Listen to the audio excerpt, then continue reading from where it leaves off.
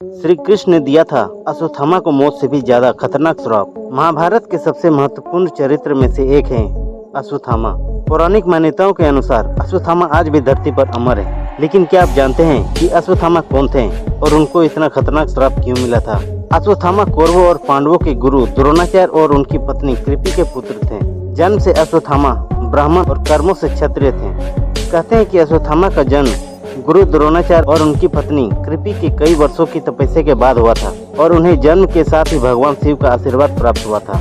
अश्वत्थामा के बारे में महत्वपूर्ण बात यह थी कि जन्म के साथ ही अश्वत्थामा के माथे पर एक खास तरह की मणि थी, जिसकी वजह से उसे भूख, प्यास और थकान महसूस नहीं होती थी। उनकी शक्तियाँ किसी भी आम इंसान से बहुत ही अलग और ज्यादा थी। उस मणि के कारण अश्वत्थामा को अमरत्व का वरदान भी प्राप्त था। शास्त्रों के अनुसार वो इन 7 चिरंजीवों में से एक हैं। ऋषि व्यास, हनुमान जी, परशुराम जी, विभीषण, राजा बलि और कृपाचार्य।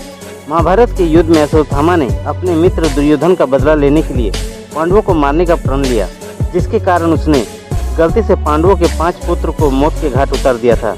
अश्वत्थामा इस बात से भी परिचित था कि उसने ये हत्याएं करके पाप किया था, जिसके बाद अश्वत्थामा अपने इस पाप का प्रायश्चित करने के लिए ऋषि व्यास के आश्रम चले गए थे।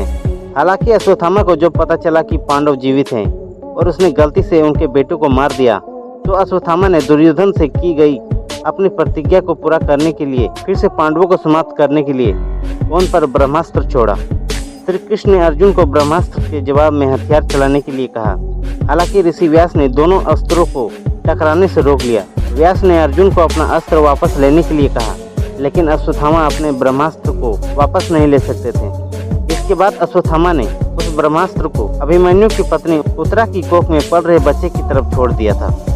अश्वत्थामा पांडवों के पूरे वंश को समाप्त करना चाहता था, इसलिए उसने उत्तरा की कोख में पल रहे बच्चे पर प्रहार किया। हालांकि श्री कृष्ण ने उत्तरा के बच्चे की रक्षा की। अश्वत्थामा के इस गुनाह के कारण भगवान कृष्ण ने उनसे उसकी मणि छीन ली और उसे अंतकाल तक दया, प्रेम, सहानुभूति और शांति के लिए अकेले भटकने का श्राप दे दिया। श्री कृष्ण का यह श्राप मौत से भी अधिक घातक साबित हुआ, क्योंकि अश्वत्थामा जानता था कि यह अमर है और उसे कलयुग के अंत तक अपने पापों का बोझ उठाना पड़ेगा। ये वीडियो अच्छी लगी तो लाइक जरूर कीजिएगा और चैनल पर नए तो सब्सक्राइब जरूर कीजिएगा।